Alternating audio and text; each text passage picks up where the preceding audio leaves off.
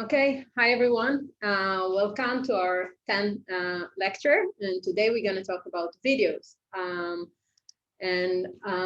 You probably have all noticed that videos are all around us. We are all capturing and documenting our dynamic words through videos and often share them. So just to throw some numbers, 5 billion videos are watched on YouTube every single day, and 300 hours of videos are uploaded to YouTube alone every minute. So this is like massive amount of video data that we have online. And these days we also have new ways of capturing video data. So we have a car-mounted camera, video cameras, and we have drones. And all of these kind of like massive data span an enormous space of spatial and temporal signals about our world that we can leverage and we can utilize to teach machines about the dynamics in our world. And there are numerous video-related tasks that we might want to solve. For example, we want to recognize actions in videos, we want to track objects, understand interactions, make robots navigate, edit video, use them for virtual reality or augmented reality, and many, many, many more video tasks related. But working with videos comes with new challenges. And one of the biggest challenges is the size of video. Videos are big. So a video is just a sequence of images. And we can, a standard video that we kind of like capture on our phone or, using very often will have 30 frames per second, like this video. So if we just calculate briefly some numbers, we can see that, in order to store an uncompressed standard definition video that has a resolution of 640 by 480, we're going to need approximately 1.5 gigabytes per minute.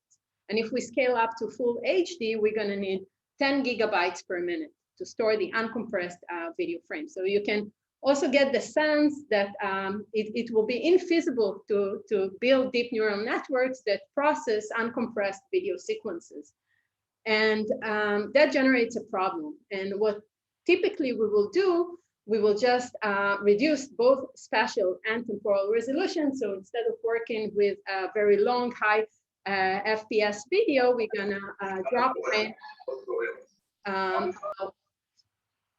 Guys, there was a question? Okay. So we're going to work with a low frame rate and low resolution video.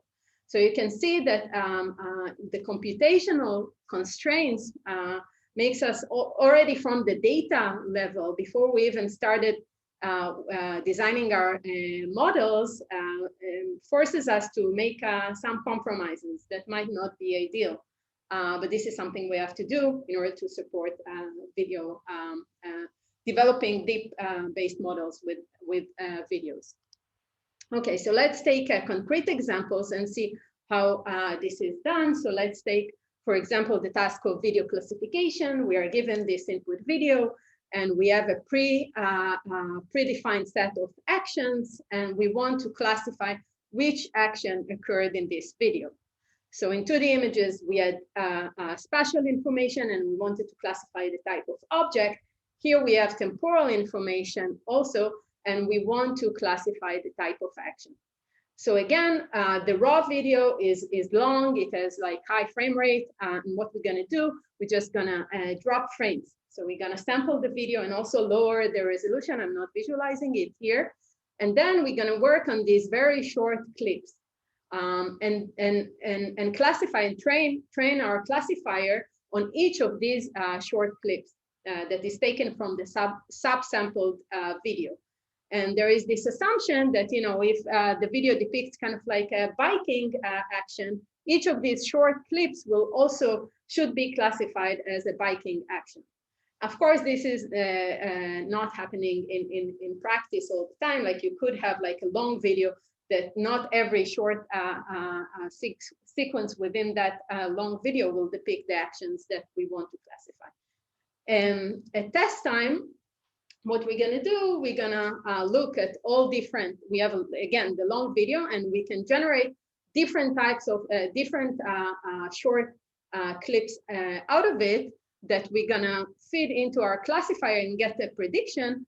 And then eventually we're gonna average the prediction or aggregate them in some way to give the final classification for that given video.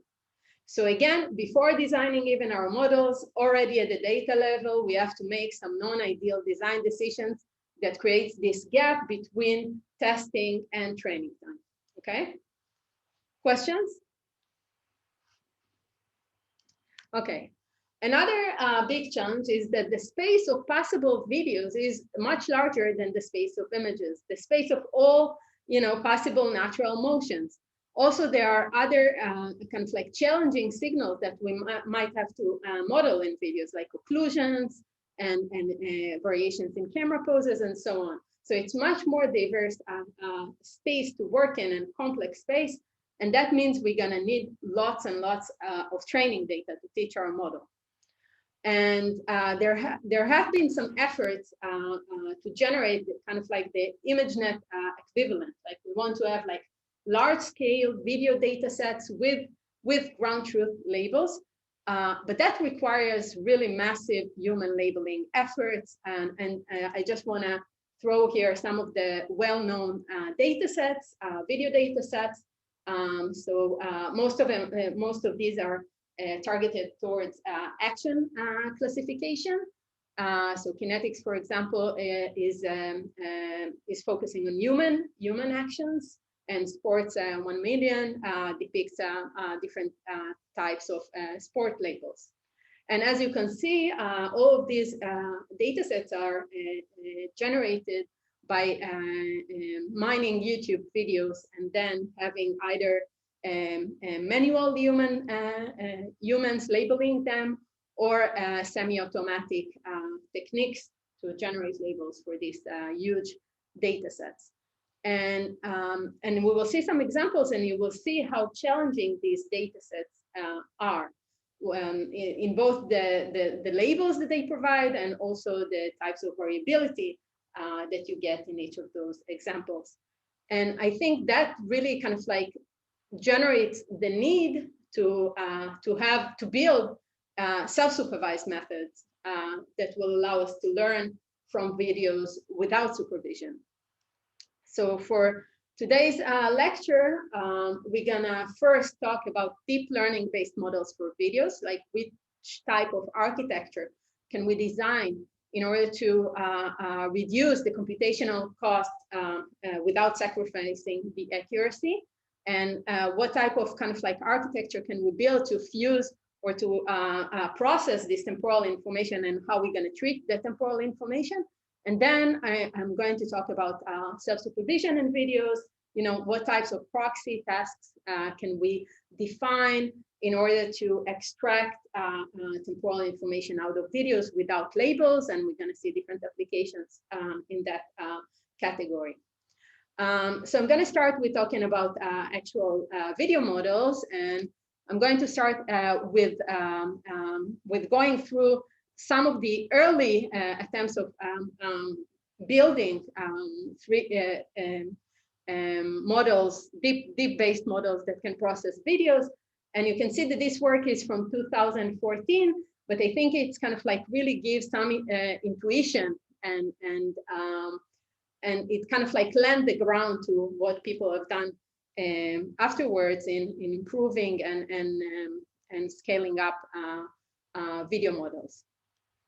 Okay, so let's start. So in this paper, what they did, they first considered a very naive baseline, which is just train a 2D CNN on a video frame independently. So I'm going to take this frame, I'm going to fit it into a 2D CNN, and I'm going to get a classification results for the action that occurred in this video based only on that frame. Okay, so no temporal information is being used, and we can apply this 2D CNN on each of the video frames independently and get a prediction, and then we can average the predicted probabilities at test time. Okay, So again, this looks like a very naive or very kind of like a stupid model, but in fact, it is often a surprisingly strong baseline. So for example, here you can see that if I will show you just a single frame out of this video, you would immediately know what was the action that occurred. So there is a lot of information that we can get from the spatial context of each of the frames. And for video classification, in many cases, this provides a very strong baseline.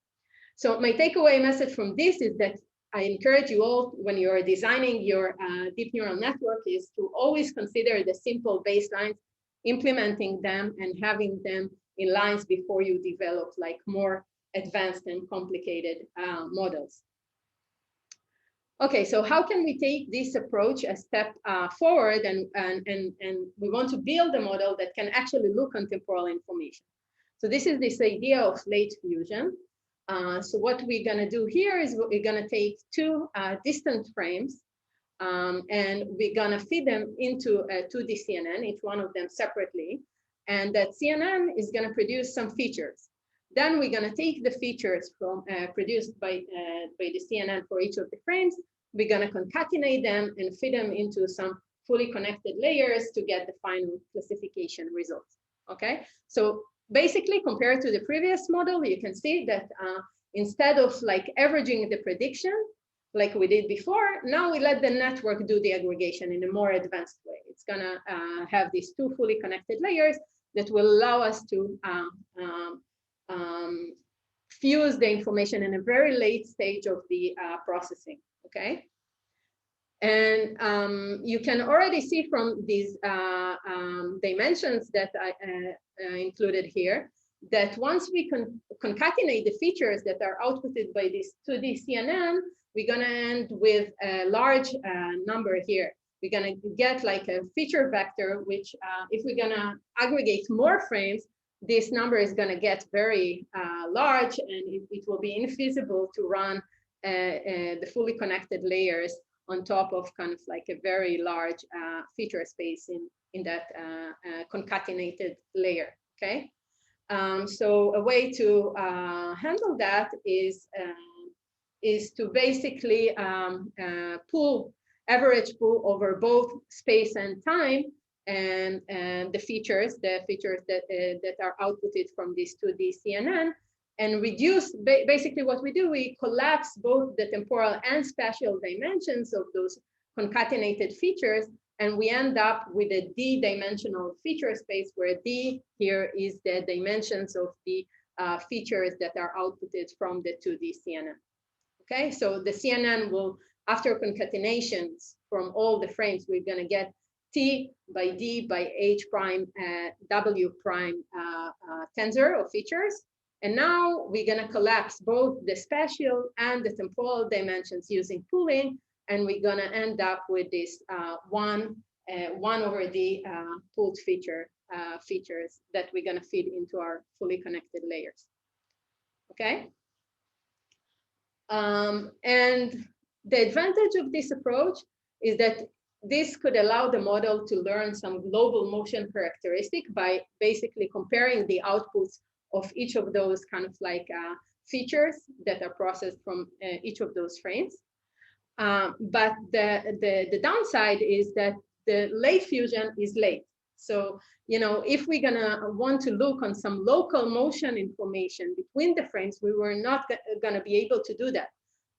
By the time that we fuse the temporal information, we are already kind of like at a very deep stage in our network, and it will be hard to kind of like reason about low-level motion between the frames. Okay, so let's take an example. Let's say that we need to classify this video. It could be that the location of the feet is a very strong cue in order to classify the jumping action in this video. And by the time that we already process the features, reduce temporal, reduce the spatial information, and so on, it's going to be very difficult for us to reason about those, the exact location of the feet in this example. Okay? Any questions? Yes. Okay. Yeah. When you do average pooling over space and time, you how do you keep in mind the sequential that image one came after another one, and not because they can mix. You don't really know T1 and T0 what relative time is between them. Yes, that's correct. Yes, you're losing that information. Yes.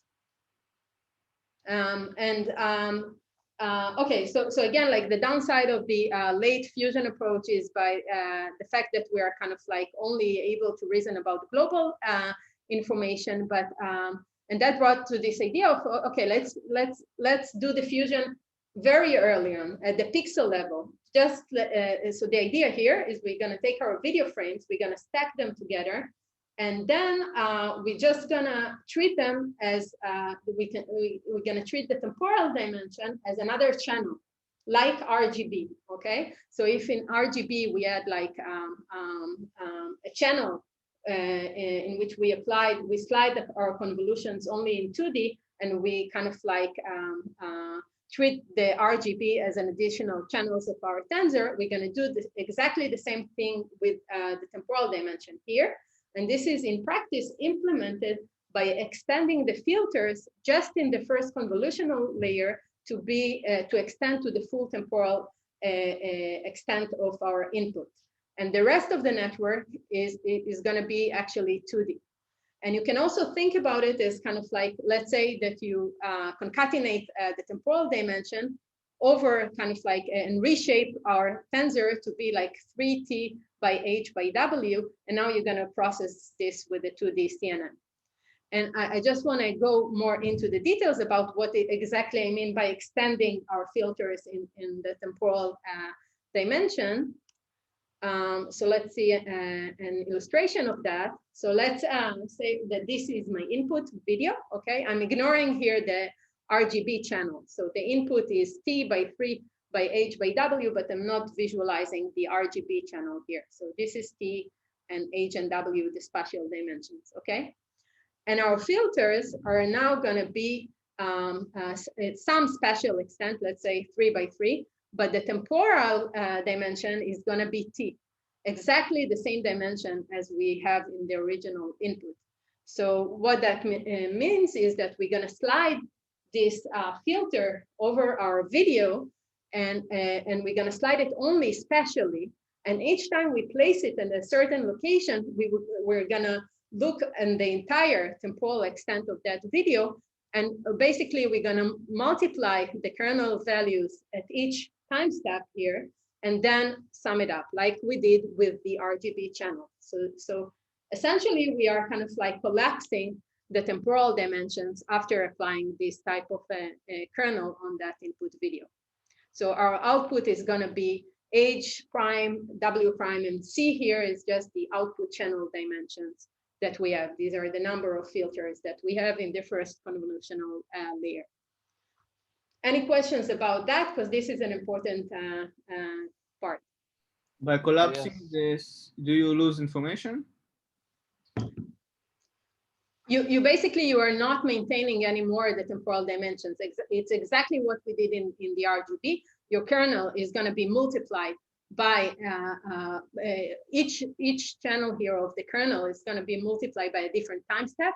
You're going to convolve with this filter just by sliding spatially, and then you're going to sum the values and get a value at each spatial location here, exactly like we did with color channels.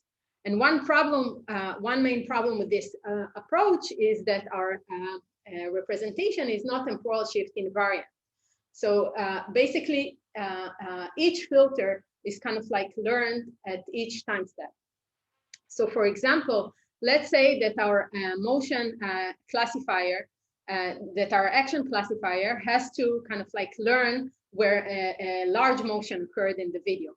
So let's say it occurred in some time step. So we're gonna need a different filter to learn that the motion, large motion occurred at a certain time step, like here, versus whether the motion occurred here. Okay, so because we're gonna place the filter exactly on the full extent of that video. So that's a problem with this approach, So just to kind of like summarize the early fusion approach, the advantage is that now, because we are doing the fusion at a very early stage at the pixel level, we can allow the model to learn some local motion characteristics, but the representation that we get is not a temporal shift invariant, and that could be a problem. Also, we basically, after the first layer, we collapse the temporal dimension. So we have only one layer that is doing temporal processing, and that might be not enough in order to get like to have like an advanced or a more complex representation of the actions and motion information that occurred in this video. Okay. Tali? Yes. But for example, for this biking video, then the kernel takes a specific location and looks at the entire temporal timeline, right? Mm-hmm. But when the kid rides, then he moves through different spatial locations. At the beginning, he's in the bottom left, and at the end, he's in the top right, and no kernel will catch the entire motion, right? Yes, yes. You're gonna have the kernel sliding at each spatial location. So if your kernel is 3 by 3 by t, you're gonna look only on kind of like 3 by 3 by t volumes in this video. Yes, and again, that kind of like means that you're gonna look only on local motion characteristic and not global ones. And also that, you know, again, this idea of that maybe one layer is not enough because your receptive field is going to be very limited. Maybe you want to increase the receptive field, especially when you're also doing this temporal reasoning. Okay. Tali? Yes. Why not just also to increase the output size of or input size of more layers than only one, the first one? Okay, so that brings us to this idea of slow fusion or 3D convolutions. And here the idea is, again, like let's take this idea of 2D convolutions and pooling, and let's extend them to 3D. Let's just extend the filter, our filters to operate exactly as they operate on the spatial dimension. Now they're gonna also operate similarly on the temporal dimension. So they're gonna slide in both space and time. And we're gonna be able to apply them not just on a single layer, but we're gonna apply them a different layer throughout the network, okay? So let's see what I mean by that. Okay, so again, like this is our, this is our input. And again, I'm not visualizing here the channel dimensions. And now our filter is gonna be, is going to extend also to a certain extent in the temporal dimension. So our filter is going to be h by w by t, and we're going to slide it in both space and time on our input video. So one time it will look on this region, and another time it will look on this region, and that will eventually give us a t prime by w prime by h prime video. Again, ignoring the channels here. Okay, and now this representation is already kind of like we solved the problem of shift invariant. Now with an action, like let's go back to this example, if our classifier has to detect large motions, for example, it can detect large motion with the same kernel at different space-time locations in that video, okay? So a nice thing we can do now is to visualize our learned kernels at the first layer, like we did with 2D CNNs. But now our kernels are videos. They are short videos. So in the first layer, what we have is, again, we have filters that their dimension is 3 for the RGB. So they have like 3 color channels. They have 4 channels for time, and 5 by 5 for the spatial and for the spatial dimensions. So and now we are visualizing each one of them as kind of like a short video. So what we can see from here is that some of them are not really modeling motion. Some of them are pretty static, and they look on some color patterns or some edges as they did in the 2D case. But some of them are actually kind of like learning some kind of emotion, local motion descriptors at different orientations, as you can see by the movements of these patterns of the kernels over time. Okay. What will happen if I apply 3D convolution on an image, single image? On a single image. So, I mean, here the single image, the RGB, if you have an output, an input image that has like, I don't know, a large number, it's a non-conventional image that you have more than 3 channels, then I think it could be interesting, because then you might want to slide your filter in both kind of like the image channel dimensions and the spatially. But if you have just an RGB image, there is not much difference between, you know, having between a 3D convolution and a 2D convolution, because the extent is very small. You're not going to be able to slide anything on a 3 dimension input, right? In the channel, on the color dimension. The only difference here between the 3D convolutions and the 2D convolution is the extent of the filter, is the dimension of the filter in the temporal dimension, and the fact that we are not just sliding the kernel in space, we are also sliding it in time. Okay. Okay, so because CNNs normally takes like order of weeks to train on large scale video data sets, even with state-of-the-art GPUs, it is very important to kind of like reduce running time. And this motivates all types of approaches for speeding up models while still maintaining accuracy. So we talked about, you know, the fact that we have to kind of like reduce the video resolution, but that might lead us to some, will result in lower performance if we get rid of, you know, dramatically from all the high frequency information that we have in the video. Another way to go is to reduce the network capacity, but that could also hurt our performance. So that kind of like motivates the design of kind of like a multi-scale approaches. This is again from the same paper from 2014. And what they suggested is the following.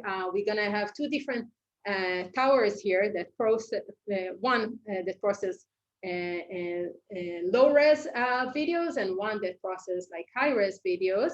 And more specifically, what you can see here is that the context stream, it operates on a low-res video, maybe half of the original resolution. And the high-res one, just look on a crop. It also operates on half the resolution, but it's a crop from the original resolution. Okay, so this is kind of like the high-res stream and a low-res stream, and each of those streams is going to process the video data independently, and then again we're going to take the activations from both streams, concatenate them, and feed them into fully connected layers to get like to fuse between them and get the predictions. So by doing that, we basically are able to reduce the input dimensionality by half. So it was just important to me to kind of like highlight this need to reduce the, to speed up the training time, and also to introduce you to this concept of kind of like building architectures that work on multiple scales. Tali, and these architectures have like these 2 CNNs that process different streams, they have shared weights? They are the same CNNs? No, they don't have shared weights, but this one has to look on some high frequency information, and this one has to look on low frequency information. Could you explain again? So the context stream like works with a low resolution image, but with the full size, like not a cropped but a full image, but low resolution. And for another stream. Works. The other stream just take a crop, a central crop. They had this assumption that, you know, most of the action will occur at the kind of like center of the frame. So they take a central crop of half the resolution, from the video, the original resolution, and they process it. Thank you. How is the fovea stream? How is the crop chosen? So again, they just take a central crop because they assume that most of the action in the video will happen at the center of the frame. But as humans, when we look at a video, we're not necessarily looking at the center crop, like our eyes move around and follow certain objects. Yes, it's more there. It's a design choice that they made based on how we typically capture video. So you will typically track an object while they move, and that's why the object is mostly likely is going to be centered at the video frames. It's not necessarily an ideal choice, and that's kind of like, I don't know, some design decision that they made. You could probably make, like you suggested, there are some gaze, human gaze models, for example, that computes, where we look at on a video or an image. So you could imagine coming up with a better ways of cropping regions within a video to generate training data. Okay, thank you. Okay, so I just want to show a couple of kind of like classification results. So this is, again, as I mentioned, results that were obtained for the Sports 1 million data set. It includes 1 million of YouTube videos with really fine-grained labels for different types of sports. So what you can see here in purple, the ground truth label, in green, the correct prediction, and red are incorrect predictions. And what's being visualized here is the top 5 predictions for each example. And again, I just want to stress how challenging this task is. Like, for example, if you look at this ultra marathon example, how can we know if it's a half marathon or an ultra marathon? Is it running? It is running. It's not running. I mean, it's very ambiguous. The labels here are very fine grained, and it's a very challenging task. Okay. So let's see the accuracies. What you can see here are the accuracies for a single frame, early fusion, late fusion, and 3D CNN. And again, what we can notice here is that the single frame baseline is shockingly powerful baseline, right? And that's kind of like, it's embarrassingly shocking. You can get pretty close. We didn't really improve that much by doing all these kind of like fancy models, video models. But I should say that, again, this paper is from 2014. And since then, 3D convolutions, for example, have really kind of like improved and developed. So just to give an example of a really well-known 3D models for video, this is a C3D, convolutional 3D. And what they did here is basically to take the VGG network and then replace each 2D conv layer by a 3D conv layer and each 2D pooling by a kind of like a 3D pooling.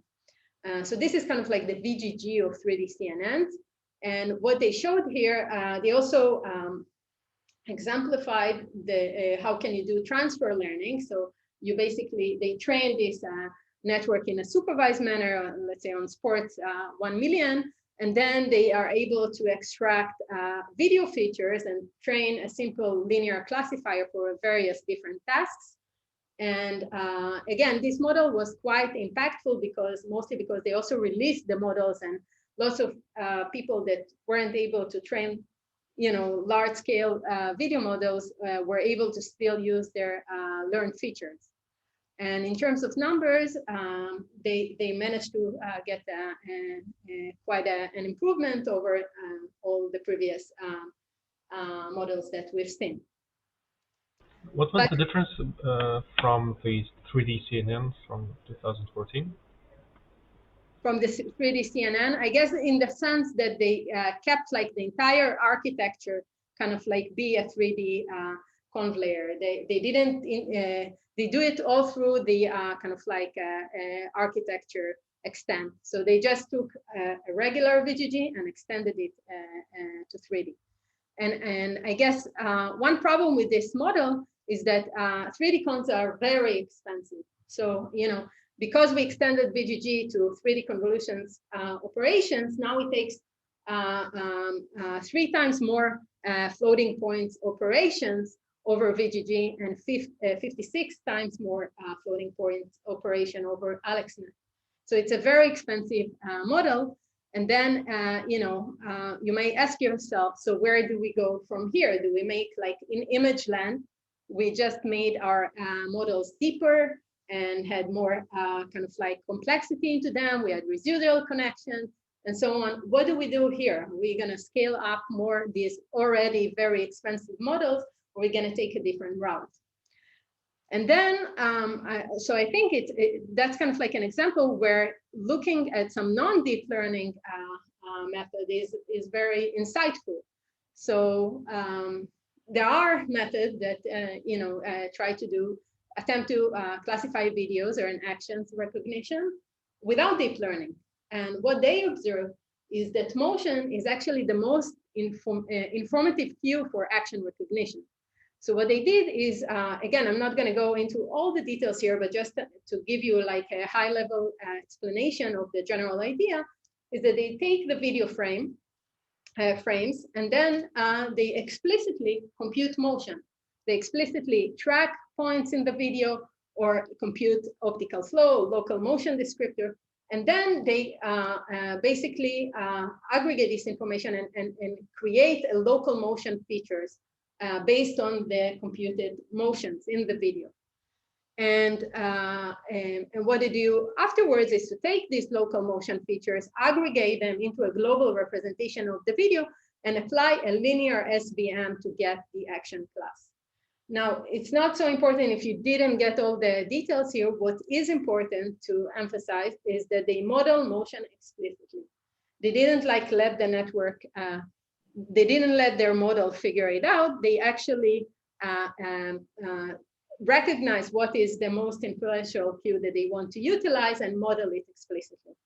And if you compare this handcrafted motions approach to the 3D CNN, again, you can see that it significantly outperforms the 3D slow fusion approach.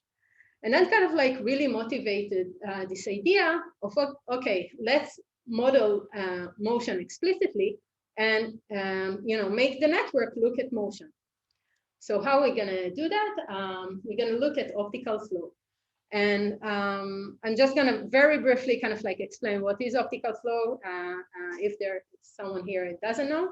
So optical flow is the task where we want for each frame, for each pixel in frame T to determine its corresponding pixel at frame T plus 1. So that kind of like results in this dense vector fields of velocities that tell us, like, for each pixel here, what is the displacement in pixels with respect to frame T plus 1. Tali? Yes. If you look only on the absolute motion, how can we detect the object and what they're doing? What do you mean? The absolute? Because we look only at the optic flow, for example, so we only know the motion of some pixel in a video in the timeline, but we don't know what is the object, like what is actually doing. So again, I haven't said yet how we're going to use this optical flow inside our deep model. I'm only kind of like explaining here what is optical flow, and I'll next show how we're going to use it, okay?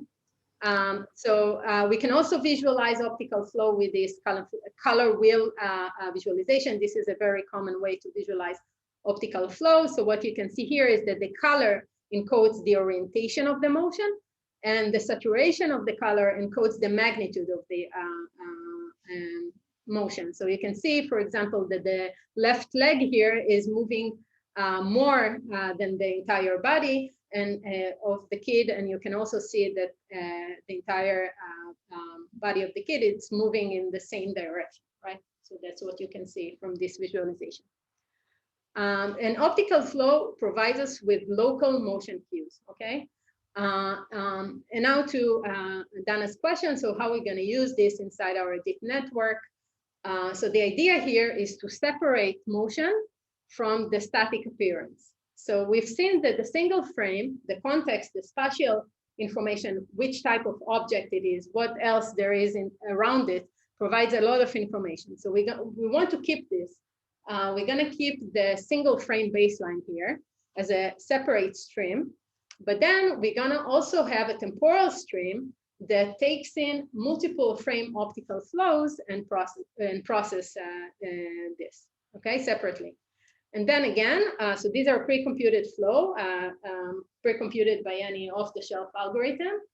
And this temporal stream covenant, specifically in this work, was kind of like very similar to the early fusion baseline that we've seen before.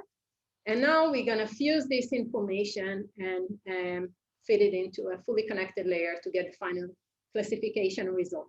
Okay. And as you can see, the two-stream optical flow-based method was able to also improve with respect to all the other baselines that we've seen before. And you can see that, you know, again, spatial only amounts to the single frame baseline that we've seen before. This is the performance if you only look at optical flow, and the overall, when we're fusing both the spatial, the appearance information and the motion information, we are able to boost the performance further. Okay. How much longer does it take to calculate the optical flow? Optical flow, it's very efficient. You have today methods that work in, I don't know, almost fractions of a second for pairs of frames. It's very fast. Okay. So all the models that we've seen so far are only a small part of the kind of like, you know, the models that exist today. And unfortunately, I won't have time to go into all the details about all the rest of them, but I kind of like just want to give you a short description of them. So I3D is a very well-known 3D model. And the idea there was, you know, let's take an existing 2D CNN and convert it, inflate it into a 3D model. And we're basically going to do this by kind of like transferring the weights from 2D and to 3D and initializing our kernels, our 3D kernels with the weights of the 2D kernels. So that's kind of like a really nice idea of, you know, how to still utilize information from learned 2D CNNs and transfer them into a video model. And this is also a well-known and well-cited paper. And it also has like lots of different kind of like extensions, generalizations, and follow-up work. And I guess you guys have seen in the course LSTMs and RNNs. There are also video models that integrate those components in order to kind of like model longer range temporal processing. I've included here some of the works in this area. And these days, you know, transformers and self-attentions are really popular. And there are also video models that are starting to form, including those components. And you already have seen one example, the non-local networks in Shai's lecture. But be aware that this is a very kind of like hot topic that keep evolving very rapidly. Okay, so I think what we're going to do now, we're going to take a 10 minutes break. And then we will be back 10 after 10, and we'll talk about self-supervision.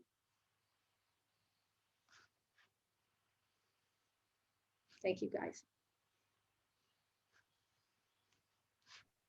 Tali? Yes, Saf, did you stop recording? Okay.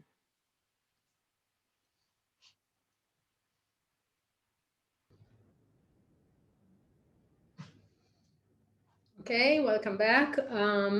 So I guess now that you're all familiar with 3D models, we can talk about self-supervision in videos. So when we look at videos, you know, things are not changing randomly. We have smooth and natural changes in context, in appearance, in the composition, in the dynamics that is captured by the video. And these dynamics, it gives us a lot of information about, you know, our world, about objectness, about different types of elements in our scene that we might want to model. And of course, all of this information is kind of like hidden within the video pixels. And the question is like, how can we kind of like take this idea of self-supervision and bring it into the world of videos? How can we define like proxy tasks that will allow us to extract useful spatial and temporal information out of the raw videos?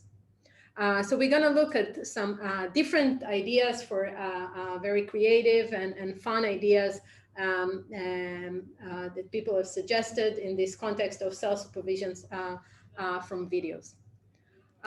So as we've seen in images, one major cue that we can use as a proxy task is context.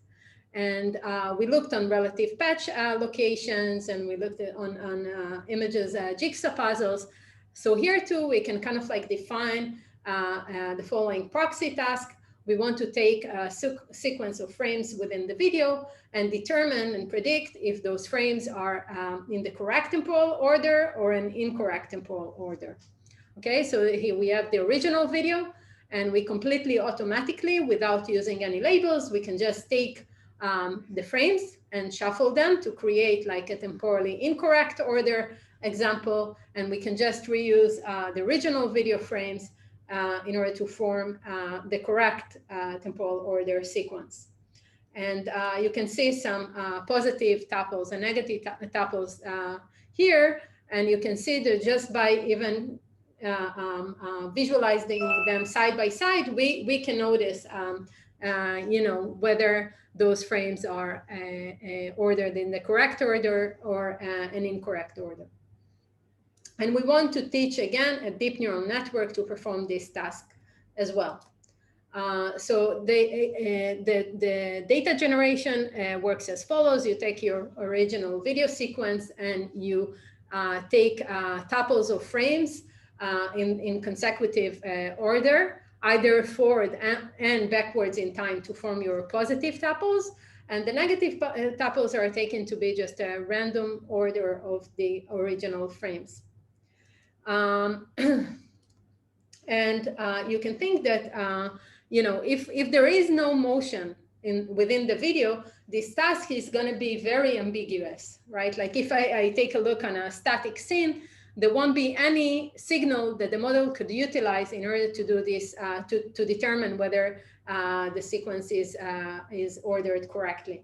So what they did is they computed optical flow between frames at a low resolution, and they used that optical flow to kind of like a proxy to measure the motion between frames. And then they have like a bias towards sampling positive and negative tuples from segments within the video that have high motion. So you can see this by kind of like this window here that you know, within that window, we have high motion, and that's where we're going to sample more in order to generate our examples. Okay. And the model is, again, very similar to what we've seen in the image domain. We have a CME network that operates on each of those frames independently.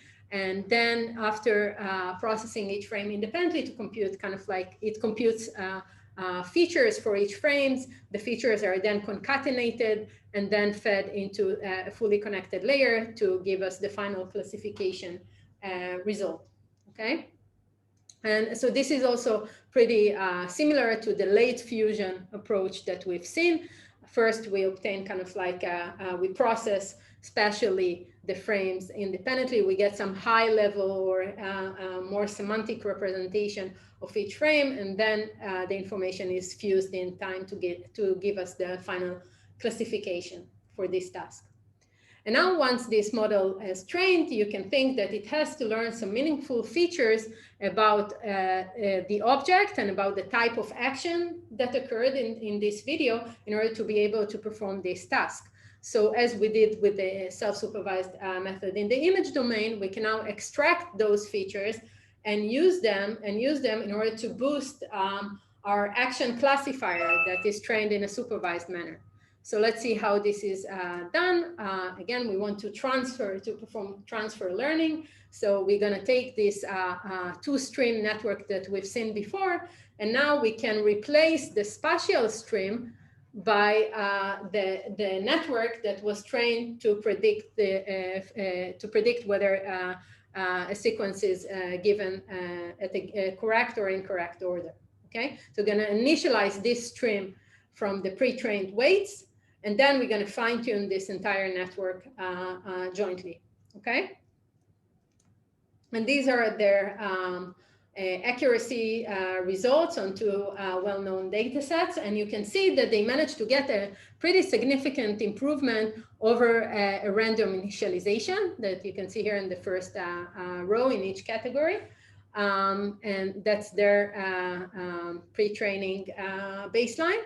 And this one here is a supervised baseline, meaning you train your model in a supervised manner on the UCF data set, and then you fine-tune it for this data set. So this is the baseline, the supervised model, and they actually managed to get even better results than a supervised pre-training baseline. So this is quite nice. And now I want to talk about a different work, which I think is a really creative and cool idea. And the goal in this work is to perform the ultimate goal, like the end goal is not video classification, is actually to perform tracking. We want to track an object throughout the video, or we may want to kind of like, for example, segment the object in a single frame and then propagate the segmentation to the entire video. So for example, like here, we want to only label the car in one frame and then be able to track the labels and propagate them throughout the video. Okay, and the pretext task that they used for solving tracking is actually video colorization. They want the model to learn to colorize grayscale videos, and by doing that, it will learn features that could be used for tracking. And now, because they are interested in tracking, they didn't formulate the problem as just kind of like in a similar manner as we saw in the image domain. It's not like, you know, given a grayscale video, predict the color distribution for each pixel. They did something more clever, and they formulate the problem by learning to copy. They want to formulate the problem of video colorization by learning to copy colors from a reference frame. So we have, the setup is as follows. We have a reference frame here, and we have a grayscale video. Okay, and now we want each point in each frame of that grayscale video to be able to point to a corresponding point in the reference frame. And then the color, the predicted color for the grayscale video will be determined by copying the relevant color from the reference frame. So this pointing mechanism will basically allow them at test time to perform tracking, and we'll see exactly how. At the test time, they really don't care about the colorization result. They just want to use the estimated pointers in order to track the videos, okay? So this is quite nice idea, I think, and out of the box, I would say. And again, let's take a closer look on how exactly they want to do this. The model is basically, the setup is that they have a target frame and a reference frame, and they are grayscale. And now they want to learn an embedding space for these frames, such that corresponding, the target frame could point to a point in the reference frame, such that if we will grab the color from the corresponding color from the reference frame, and we'll copy it to the corresponding location in the target frame, we will be able to match our ground truth color for the target frame, okay? So more specifically, the way they model the predicted color Yj is given by a linear combination of the colors in the reference frame, and the coefficients of this linear combination is given to us by this matrix A, which is an affinity matrix between the reference and target frames in the embedding space, okay? So A is given by this expression, It's basically a similarity between features in the embedding space. You have a softmax similarity here. As you can see, it is normalized such that the rows sum up to 1, okay? And now, so we compute the similarity in this embedding space, and those similarity values are used as coefficients to kind of like linearly sum the colors from the reference frame. Can you guys tell me what will be the loss here for training?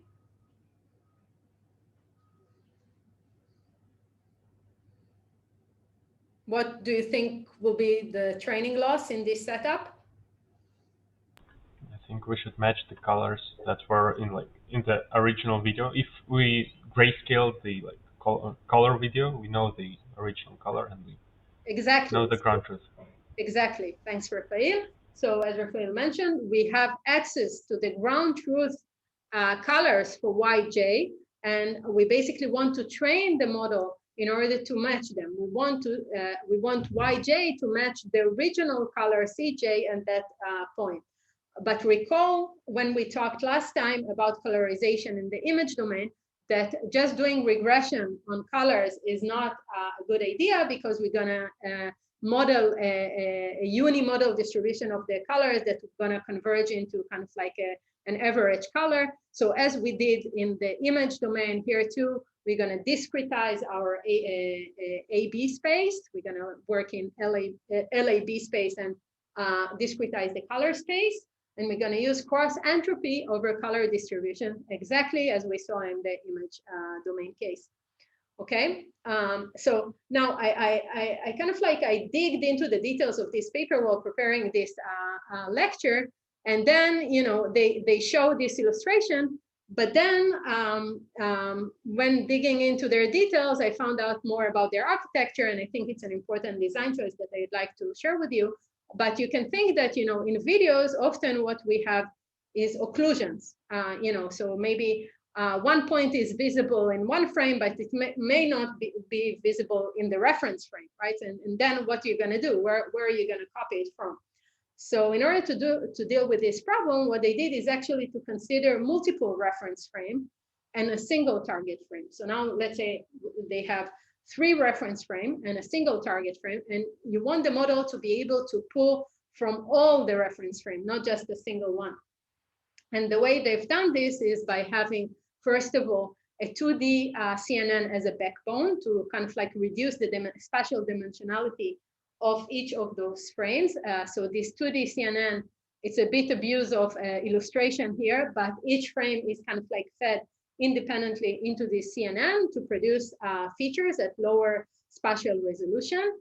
And then those 2D features at lower resolutions are concatenated and fed into a 3D CNN of 5 layers that produce the embeddings for each of those frames.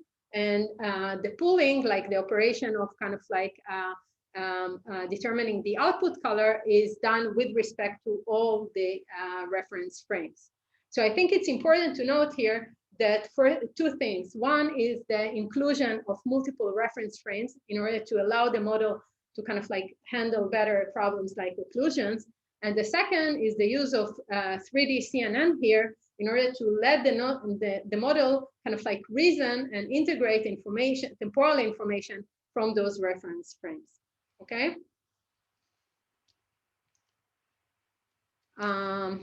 Okay.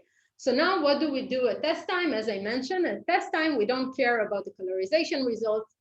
We actually just want to use the pointing mechanism in order to propagate labels or to track the object. So let's say I have only a single frame with the car labels, and now I want to label the entire car. Okay. So the way we're going to do this is by using our matrix A. This matrix A tells us what's the affinity between each pixel in the in each frame with respect to the reference frame.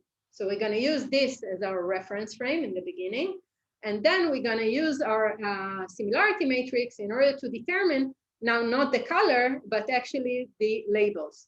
Okay, So, so instead of like having CI here, we're gonna replace CI, instead of like having the colors from the reference frame, we're gonna grab the labels from the reference frame. And you can see that, you know, by doing this, our labels, although they might be kind of like one-hot vectors and hard assignment in the reference frame, they're going to be soft assignments for the rest of the frames because of this linear combination. And also you may wonder how you're going to do this on a long sequence. So they do this recursively. So they can, you know, in the beginning, they take the first labeled frames and the following frames afterwards. And then they propagate the labels given each time a window of n frames. So in the beginning, the window will contain the reference labeled frames, but later on, it will contain the model's predictions. And you're going to propagate those. And you could have drift, you could have some errors accumulation, but that's how they handle this kind of like long propagating information over long periods of time. So let's see some more examples.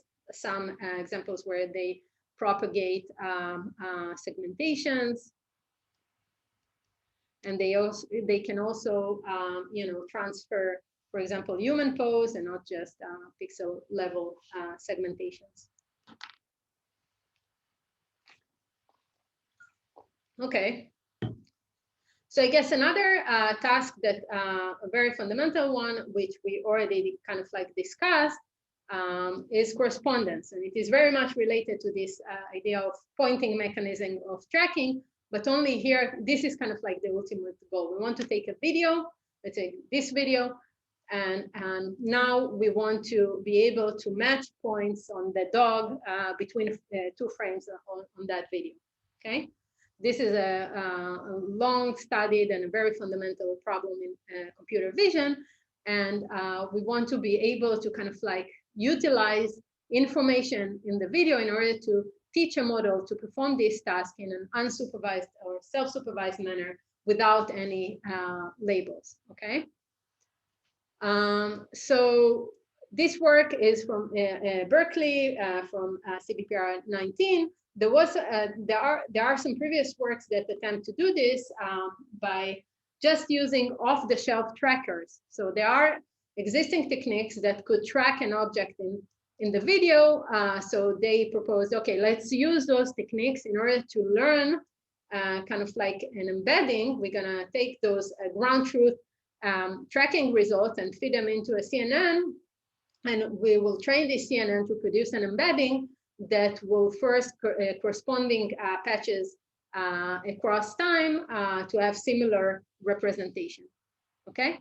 The problem is that tracking is a difficult task, so these methods are kind of like limited by, you know, the performance of these trackers. And this work from Berkeley the goal was to kind of like to learn correspondences, but without using any kind of like off-the-shelf tracking method. So, and the question is like, you know, so what are you going to use for supervision, right?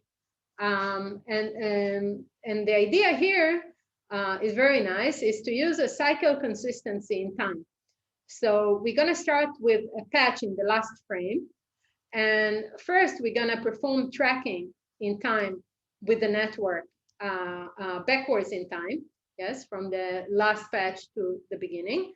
But then we're going to use the same tracker to perform tracking forward in time, and the inconsistencies between the initial patch and the final tracking results, this provides the supervision. This provides our error, okay?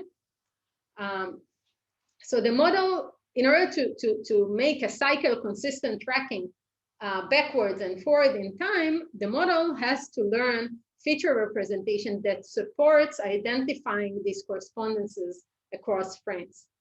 Now, this seems like a very nice and a straightforward kind of like idea, but it's actually quite challenging, because you can imagine that in the beginning of the tracking, the training, you're going to have very poor tracking results. So it's going to be very kind of like challenging to initialize such a model. And second is, you know, occlusions. So again, we talked about it. Let's say that they want to track this person, and then, you know, it goes out of the frame and we are not able to detect it. So the idea here is to also allow the network to train the network with multiple cycles of different length and allow it to also skip some frames. So instead of only training on a kind of like consecutive frame cycles, they also train on kind of like skipped frames cycles. And they also train on varying length cycles within the video.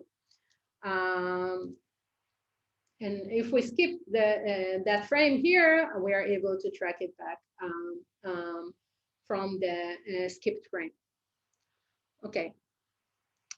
So a bit more details about the network. The way they formulate the problem is kind of like in a template matching fashion. So a template matching setup. Whoops, just a second. It has the following kind of like setup. You have a patch. The patch here serves as a template, and the goal is to detect that patch in the image. Okay. So the way this has been done, you feed both the template and the frame into an encoder. This encoder produces features for both the template and the frame. And now we're going to compute the correlation. We're going to slide the template over at our image, and we compute an affinity. So this affinity matrix or map that you see here is very much similar to what we've seen before in the colorization case. Okay, it's just a softmax similarity in the embedding space when we kind of like look on the feature similarity between the template and the target frame. Oops, something is messed up with my timing. Okay.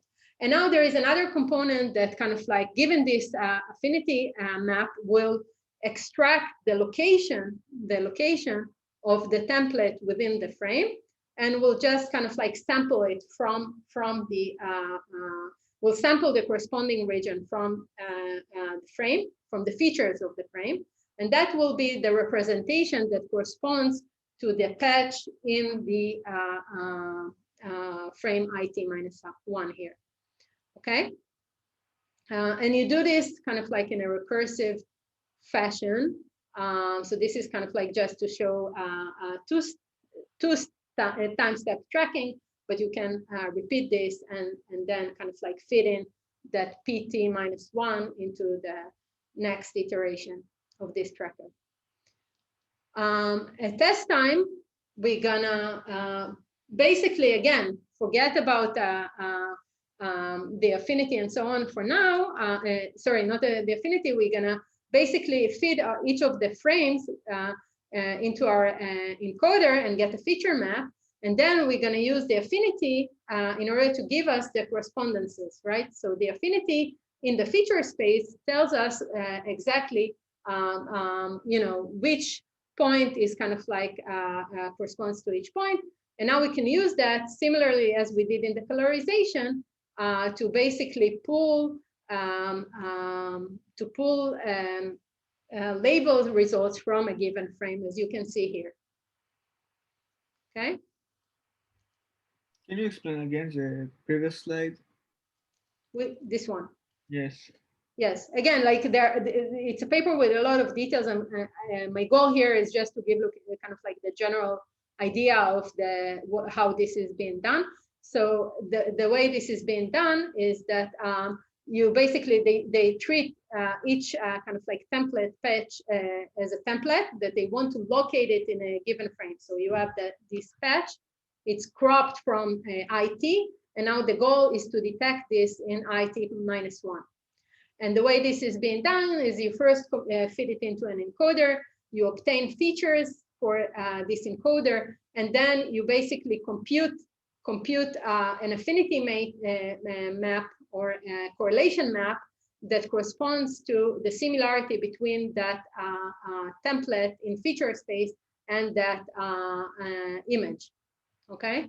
Once you have that correlation map, now you want there is a component that computes the you know, the location, that extract the location of the template within that feature map.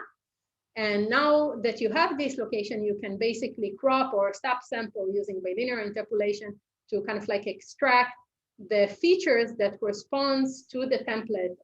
The cropping again, the cropping, it's supervised? No, it's not supervised. I mean, the fact that you can think that you might want to just take the maximum out of this map, right? But it could be that you have some orientation. Maybe the template is rotated in some way. So I think what they do here is they just solve for rotation and translation that they use in order to crop to extract the right region from IT-1. Okay. So they don't just model translation or a rectangular kind of like patch within this frame IT-1. They also allow rotation, and they learn this rotation with the network. But again, these are details that you can refer to the paper for. The general idea is this, again, template matching setup where you can compute these affinities, and then to use the affinities as kind of like a correspondence mechanism, right? It's sort of like gives you a metric that you can use in order to say my correspondence is given by a nearest neighbor or some linear combination, okay? So this patch is like closest to that patch, so I'm gonna grab the labels from that patch, okay? Yes, thank you. Tali? Yes? The ultimate goal here was to achieve a segmentation over time? Like this was the method for this? No, so the goal here was to learn correspondences. So it was to learn the weights on these arrows here. And the applications that they demonstrate why you need this is for doing the kind of like label propagations tasks. Their goal was to learn those affinities in order to support, label propagations in a video. Okay, and you can see some more results here. Again, it's not perfect. You can see that, some of them look a bit messy, but overall, I think it's an impressive result that you can obtain just without, any supervision and any prior knowledge about, the motions of objects, and also without using any off-the-shelf techniques to give you an initial guess of what is the correspondence. Okay. And I just want to mention that there are some more works that, utilize temporal cycle consistency. This first work here, unfortunately, I don't have time to cover it. It's a beautiful work from Andrew Zisserman in Oxford that the task was they wanted to temporally align two different sequences that depict similar actions, but they are not aligned. So these are two different sequences, and they formulate the alignment problem through kind of like temporal cycles consistency loss.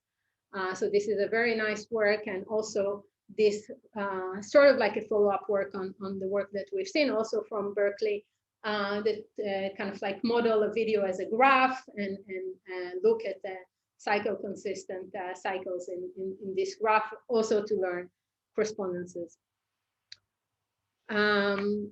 Okay, so I think in the time that I've left, I again want to take advantage of the last portion of the class to also tell you about the work that I've been doing. It's a collaboration with folks, with Sagib Benaim, who was an intern in Google with us, and also, wait, something is wrong with my timing. Let me fix this.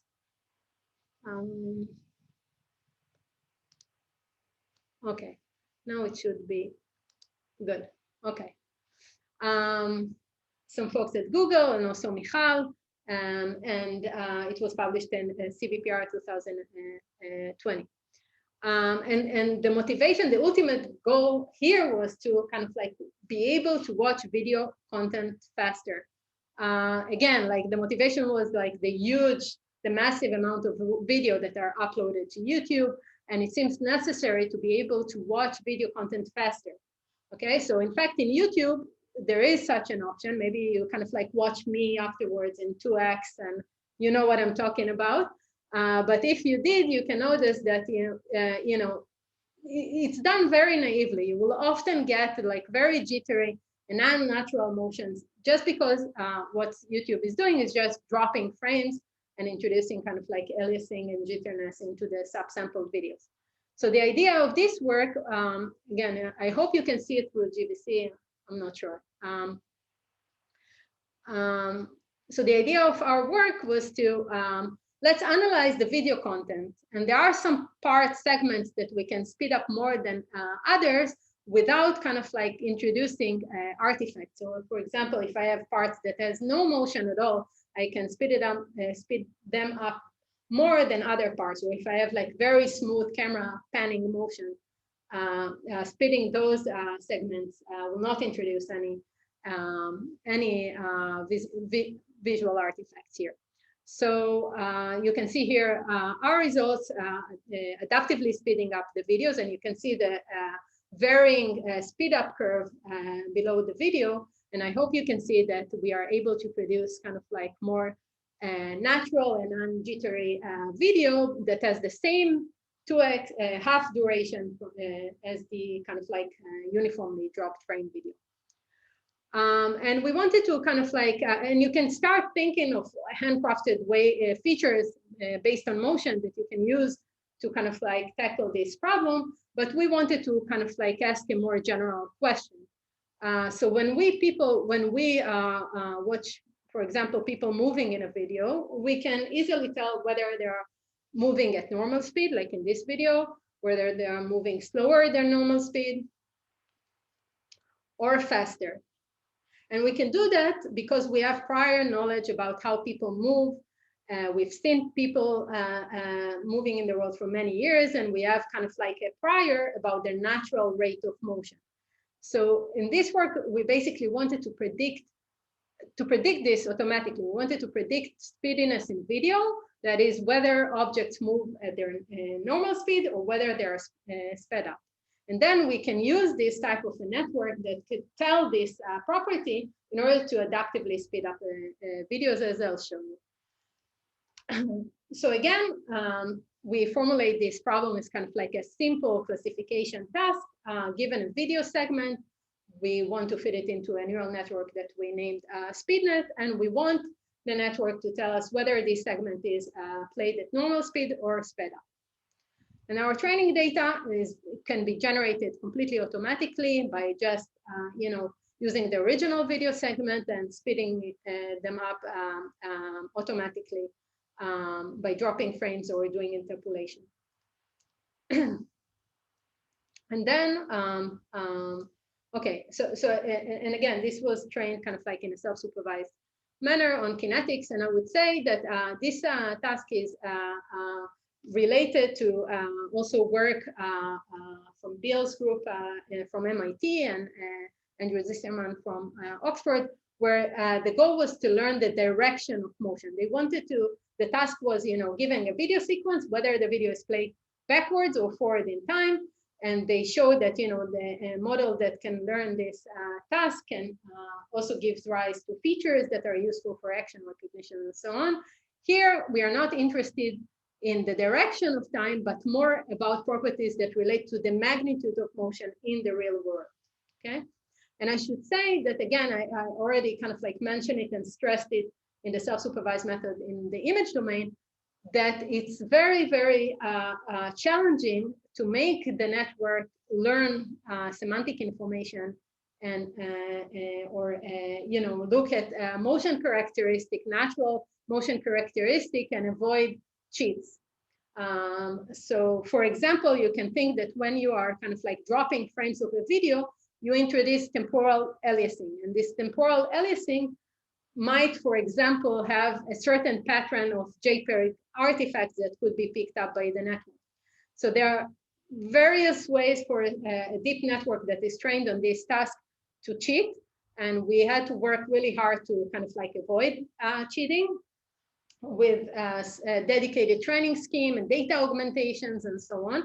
Again, I'm not gonna go into all the details, but it is important to note that although the task looks very kind of like straightforward, actually making the network look at the signals you want it to look at is very challenging. So a bit deeper about the network, we work on a 30 frame video segments, which are first fed into a 3D conv network, which is based on an architecture of a state-of-the-art action recognition model. And this network learns space-time features. So you can see here that the spatial resolution is reduced and the temporal resolution is preserved. After we obtain those features, we collapse both the spatial and temporal dimensions using pooling, and we fit it into another layer in order to produce the final classification result. And again, we can train this in a supervised manner, but on the automatically created labels using a binary cross entropy loss. Okay. At test time, what we're going to do is we're going to take a sliding window approach and get a prediction for every frame in the video. So what you can see here are the predictions, the logits for each frame. Okay. So what we can see here that, you know, regions that there is kind of like a correlation. If there was no movement, even if the video was sped up, then it might be ambiguous and the network won't be able to detect whether it was sped up or not. Tali? Yes? So this is this similar to the work that you showed us like earlier in the lecture that used optical flow to predict the amount of motion in the video? That used what? Sorry? Optical flow to predict the amount of motion in the video. No, previously what I showed you, it wasn't like a deep network that was used to predict the amount of motion. It was just a pre-processing that you've done. You compute an optical flow in order to know in which frames you had motion and which frames you didn't. And you use that as kind of like a prior to let you decide from where to sample the training examples. Here, these are the actual predictions. It doesn't predict motion. It predicts whether a video segment, a 30 frame video segment is played at normal speed or if it's sped up. And that's what I'm visualizing here. Okay. Tali? Yes. If I have a different camera that takes a different number of frames per second, then it might think that it's slower or faster because it doesn't know time, it knows frames, right? Yes, yes. We had to kind of like filter and work with kind of like the original videos that we used for training all was kind of like 30 frames per second videos, and we generated the examples from them. Yes, it's a great comment. What is the loss that you use? So as I mentioned, we use just cross entropy loss, binary cross entropy loss with respect to the ground truth label. The ground truth label is whether we sped up that video segment or not. And we know those ground truth labels. But if, let's say, you can do it several speeds, slow, fast, and like 1 times 4 speeds, how much do there are no multiple outputs here. We formulate the problem as a binary classification task. So it's either because as I see in your graph, you have several heights in the speedness. Because these are the logits. I'm visualizing the logits, not the one hot vectors that you get after you're doing softmax on this. We want to, what I'm visualizing here are the logits, the probability of that frame being sped up or not. If I basically get this prediction by feeding a video segment of 30 frames around this frame to the network. So the probability to have motion is it's not the probability to have motion. Proportion to the speed? It's not. Obviously, there is a correlation between optical flow, the amount of motion that occurred in the scene to the prediction of the network. This is kind of like we have, if I'll have time, I'll show you a slide on this matter, but the model is doing much more than just kind of like modeling the magnitude of motion. And I'll show you this. And now what we can do is we can use these predictions in order to adaptively speed up the video. So the idea is we want to speed up the video as long as the network thinks that it's not sped up. So if the network tells me, okay, this segment is not sped up, then it means that I can speed it up more. Okay, so we formulate this as kind of like from this red curve, we can compute this speed up curve, and you can see that it's inverse proportional to the speediness predictions, but also it's kind of like nicely changing in time because we don't want the speed up rate to change very abruptly. Okay, so let's take a look on a result. Here on the left, you can see a uniform sped up video by 2x. And you can notice the jitterness and unnatural motions here. And on the right here, this is our results. And you can see the adaptive speed up effect curve below. And you can see it looks more natural with less artifacts. And we also did like a user study to validate this on more examples. Let's see it again.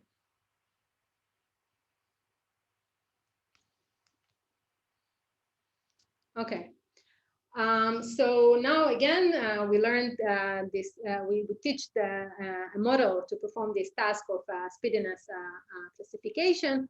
And now we can utilize the features for kind of like improving action recognition. So what we can do is again, initialize the model using our pre-trained weights and then fine tune it for action recognition. And what you can see here is that our results kind of like outperform all the rest of the self-supervised methods that performed action recognition on these data sets. And another nice thing we can do is video retrieval. So we can use this 1K feature vector as kind of like an embedding representation of the video segment. And now we can take a video, take a query segment from a video and retrieve nearest neighbors based on the similarity in this embedding space with respect to other segments within the same video, like you can see here. So these are the top 3 results.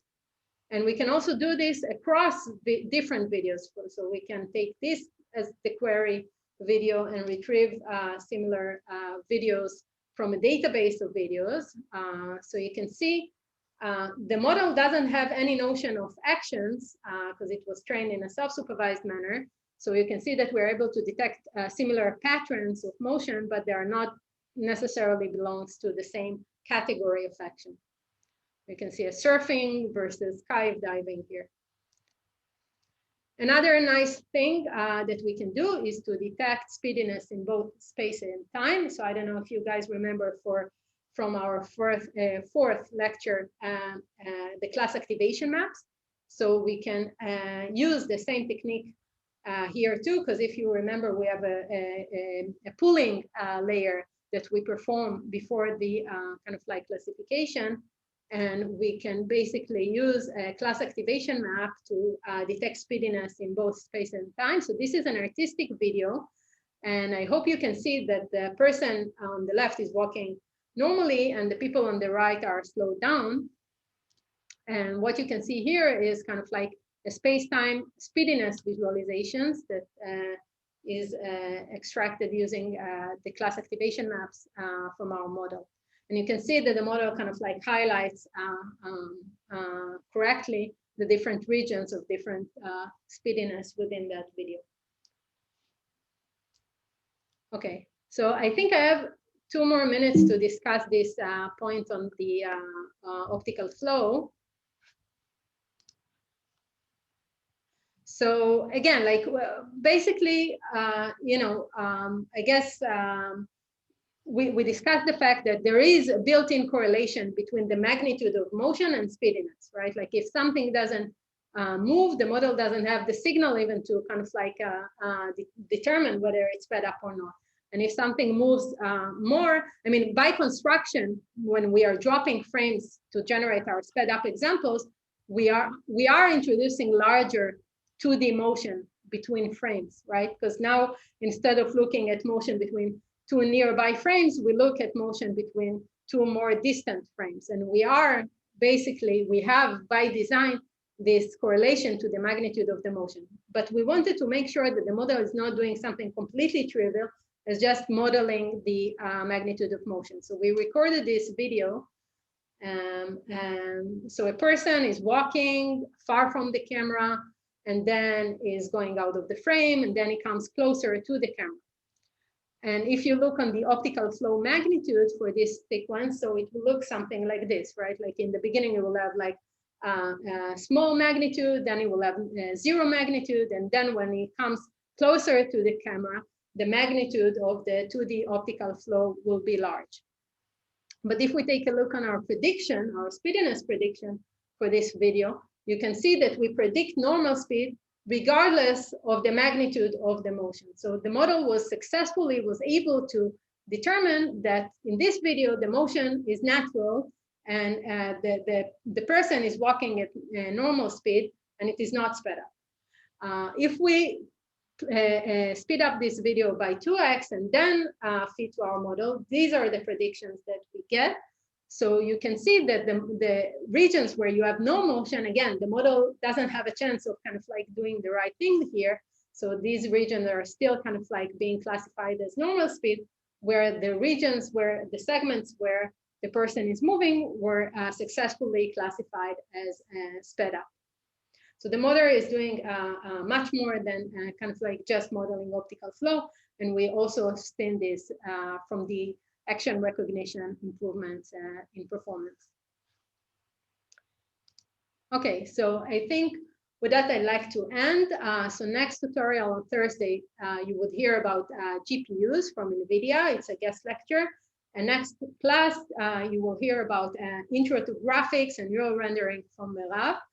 I would like to also encourage you all, if you haven't already, pair with others for our final projects. And if you have any problems or in matching, please talk to us. So I think it's quite important. So you will be already grouped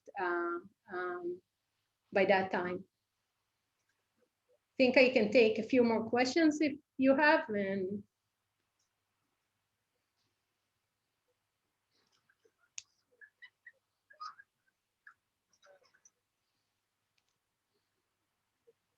Safi, you can stop recording.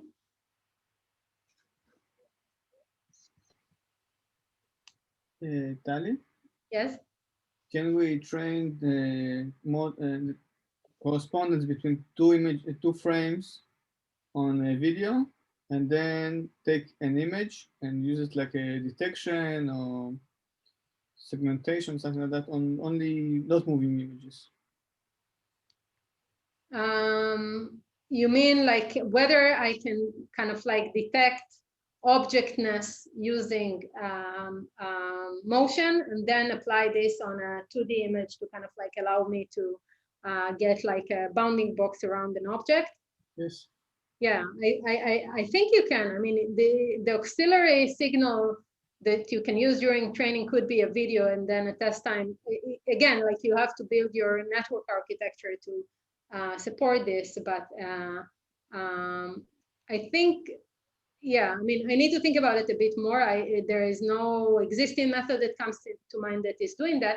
It is kind of like, if you're going to end up applying it on a video, the features that you're going to learn are going to have to rely only on spatial information, right? Yes. So it's a question of, you know, how far can you push this just based on kind of like spatial features at test time.